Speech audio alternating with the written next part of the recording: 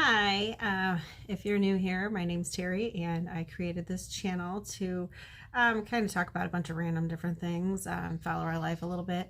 Right now, I was going to do a little video on the beginning of our debt-free journey. I don't really have faith that we're going to be totally debt-free, but we'll see. We have managed to get into far more debt than I ever thought we could. We literally have absolutely no savings and are now almost completely out of credit. I'm embarrassed to say that we are part of the 39% of people reported by the Federal Reserve that could not actually afford a $400 emergency. Didn't even know that was a thing, but it is. We no longer have enough credit to even charge that. So that being said, some very, very drastic changes need to happen. And I guess better late than never. So now I wish I were one of those people who could sell anything to anyone, but I've discovered in my older age that I'm not. I did not know this about myself, but I am more of a quiet homebody who likes routine than I ever realized. I've read thousands of articles over the years about how to make extra money, and I watched countless videos about side hustles, but nothing fits. Nothing is without either a monetary risk or far too time consuming for a full-time working mother of 4 very busy bodies. So unfortunately, we are clearly not going to make more money. I need to figure out how we can actually spend less. I should preface this by saying that we're not totally screwed. We do have options. We don't want to utilize all of those options we have, but there are things that could be done.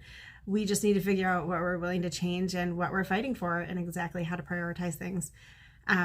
Option 1, obviously, we could sell our house. We bought this house back in 2016 when the market was much lower.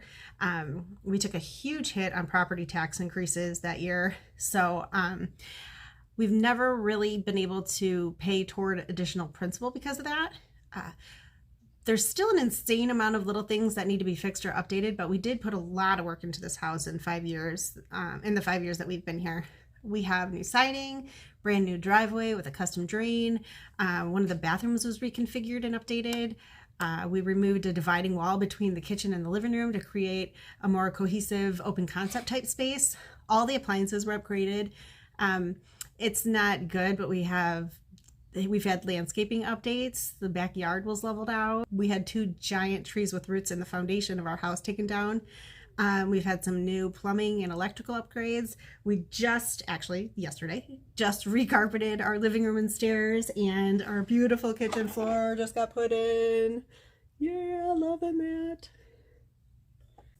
Don't get me wrong, there is still a laundry list of things that need serious attention and fixes. All in all, this house is in far better shape than when we bought it. We bought this house for $135,000, and in today's market, I don't have any doubt that we can easily sell it for minimum $175,000, and I'm pretty sure we can get more. So technically, we have options. However, selling the house is not an option that I'd like to explore. Aside from the obvious, there's a lot of us, so where would we live? We can't buy this much house for anywhere near our price point. So we would just jump right back into debt anyway. Not to mention, I bought this house because it's perfect for our family. I mean, obviously there's a lot of little things that I would absolutely love to change or upgrade or make perfect, but as it is, technically it fits us, and there's a lot of us. So it's close to our families. It's in a great school district, and we're right across the street from the lake. You can't beat that. So I don't really want to explore that option. We could sell our car as another option. I'm heavily considering this, mostly because it doesn't fit our family anyway. I do want a minivan. We pay about $350 a month for a car that doesn't really work for me. So the flip side of this, though, is getting out from under this car debt only moves our debt to another car. So I could probably find something used, which I plan to, with probably higher miles, but I need cash up front, and a budget for car repairs is needed. That is an option to consider, but I'm not sure how much income that's really going to free up. So option 3, we could cut cable. We totally tried to cut cable last year, and we technically did because my husband is such a heavy sports watcher. We couldn't completely cut it out. So basically we switched from one service to another. So we canceled Comcast and signed up with AT&T. The bill is lower, but not by much. So, and it's certainly not enough to justify having the channels that I was forced to sacrifice. This is something that is still on the table for discussion because since not having my favorite channel, I really haven't watched much regular TV. I mean, we have Netflix and Amazon Prime, so there's no point. Our main TV is a Roku, and there's a ton of free live content already available on that too that we don't even use. Plus, there's not one single thing ever that any one of my 4 children watch that's not on YouTube. So I'm having a really hard time justifying $120 a month for my husband to watch football. When I've heard from a lot of different people that Hulu TV, you can just sign up for football season and it shows everything. So I'm thinking that we're going to go that route. Plus, I don't really want to sit in front of the TV all day anyway. I'm still trying to figure all that out and how I can talk him into that because I think that's a good amount of money to save each month. So anyway, that's an option. Option 4, we could have our kids participate in less sports, which would also be far less stress for us, but I feel like that really isn't an option for us. I guess I kind of just feel like that's what I work for. I want my kids to be involved in as much as they can for a variety of reasons. It boosts their confidence significantly. It exposes them to multiple friend groups. And it occupies their time so they have less opportunities to get in trouble. Any savings we get or debt that we go into should be for our kids to do these types of things. So I did do the math, and it is a little excessive and sad because only 3 out of the 4 are participating in anything right now, and the little 2 are starting to be involved in more things. So these numbers are only going to increase, and so I'm a little concerned. But Layla plays volleyball, basketball. She doesn't want to play basketball anymore. I'm going to talk her into it though, and softball through high school. She also participates in club volleyball, and she was looking into doing a summer softball and basketball league. I don't know. We'll see if she's going to. Summer started already. Summer just started. So she also goes to summer sports camps for all 3 of those. Lily is in cheer for most of the year, which you could say is sort of an expensive cult, but she does love it.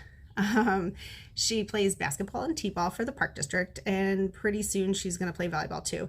This is going to be her first year for summer sports camps, and she's been begging to go to tumbling and also to get into karate too. So we'll see about all that. Landon is in year-round taekwondo and summer t-ball. He will start playing basketball for the park district pretty soon too. And so far, Lydia is not in anything, but I do plan to start her pretty early in Taekwondo. I kind of wish I put the older girls in there too when they were little. And probably all the same activities her siblings are in. So it's just going to get more and more expensive. Anyway, that's just what we have going on right now. I'm sure that once they start exploring their interests, they're going to want to be involved in even more things. Like I said, I calculated it out for us to realistically budget, but I don't feel like this is an area where we'd be willing to make enough cuts that would make a difference. So where does that leave us? I took a seriously hard look at our spend for the last 6 months, and it's pretty obnoxious how much of our monthly debt is attributed to eating out and stopping at the gas station for snacks or whatever.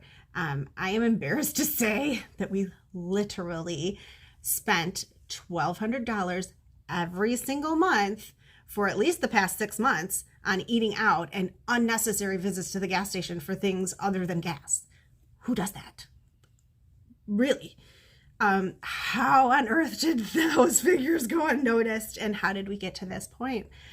$20 here, $20 there, and just this one time every single day, that's $7,200 in 6 months on literally nothing at all. Nothing at all to show for, nothing for the kids, nothing for us. I mean, other than we're fat and unhealthy, nothing. So when your family is so accustomed to living like that, so much so that you don't even realize you are, where do you even start to make cuts? Like, how do you make cuts? Sure, we can eat all of our meals at home, but because we both work full time and with the kids all in school and all the other activities that the kids have going on, we don't have time or patience to meal plan, meal prep, and actually cook, never mind the cleanup that nobody wants to do, not to mention the dietary restrictions that we all have in this house. I'm gluten-free, my son is to be dairy-free, my youngest is too little to eat whatever we're all eating, and the rest of the bunch is too picky. How do you even plan for that when you don't have enough time in the day? I know that either quality or time or money needs to be sacrificed, but I'm not sure where to even start to tackle this problem. it's not realistic for me to assume that we can actually cut this out and have an extra $1,200 a month, because we're not going to be able to function with that drastic of a change without more hours in the day. I'm going to have to really put some more thought into this one on how to get that number down to a more manageable amount each month. So help us out. Let me know in the comments what your family does to save money. What things were you able to successfully cut out or change? Let me know what things you don't buy anymore. And let me know what you do for food for picky people. Anyway, like and subscribe if you want to see where we're going. Thanks for watching. See you next time.